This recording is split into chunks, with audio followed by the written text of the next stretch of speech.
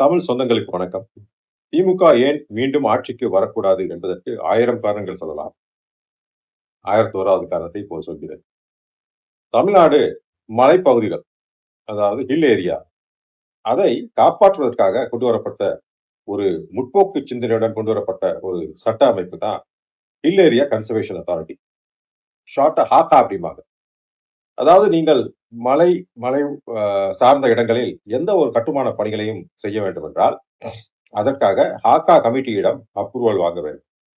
அது அவ்வளவு இலகானதல்ல. ஏன்னா, அனைத்து துறையினர் அங்கீகரிப்பார்கள்.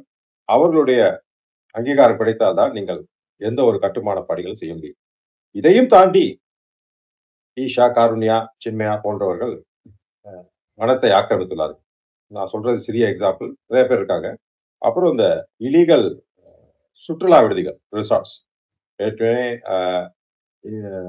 நீதிமன்றங்கள் அவற்றை உடைக்க வேண்டும் என்று ஊட்டியில் இருக்கும் சுற்றுலா தலங்கள், சுற்றுலா விடுதிகளுக்கு ஆர்டர் போட்டாலும், அணைக்கட்டி போன்ற இடத்தில் மீண்டும் பல சுற்றுலா விடுதிகள் வந்துள்ளன. அவற்றையும் அகற்ற வேண்டும்.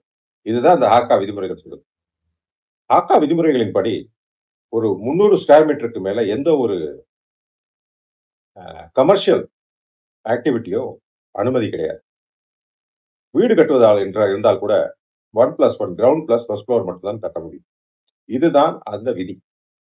இப்படிப்பட்ட விதி இருந்தும் அத்துமீறல்கள் இருக்கின்றன. ஆனால் முடிந்த அளவு அந்த அத்துமீறல்களை எதிர்த்து வழக்கு தொடுக்குவதோ, இல்லை அவற்றை ஒடுக்குவதோ செய்து கொண்டு வருகிறோம்.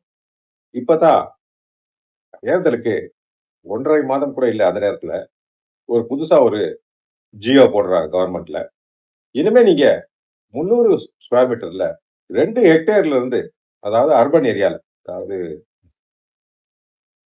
நகர்ப்புறங்களிலும், அதாவது கிராமப்புறங்களில் 4 ஹெக்டேர் வரை எந்த ஒரு அனுமதியும் இல்லாமல் கபடி விளையாடலாம்.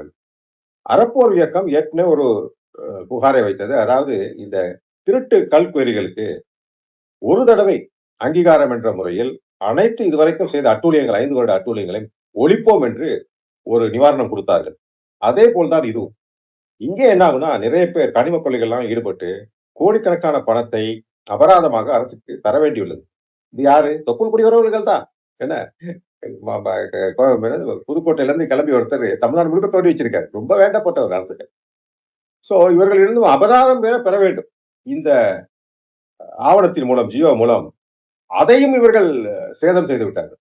சோ பின்னாடி வயநாடு போர் ஒரு மலைச்சரிவு கொடைக்கானலிலோ அல்லது நம்ம ஊட்டியிலோ ஏற்படும். அதே நேரம் அரசுக்கு வரவேண்டிய அபராத பணமும் வராமல் போகும். இது ஒரு திமுக ஏன் வரக்கூடாது ஆட்சிக்கு என்பதற்கான காணொளி. அதிகம் பகிரவும். நன்றி.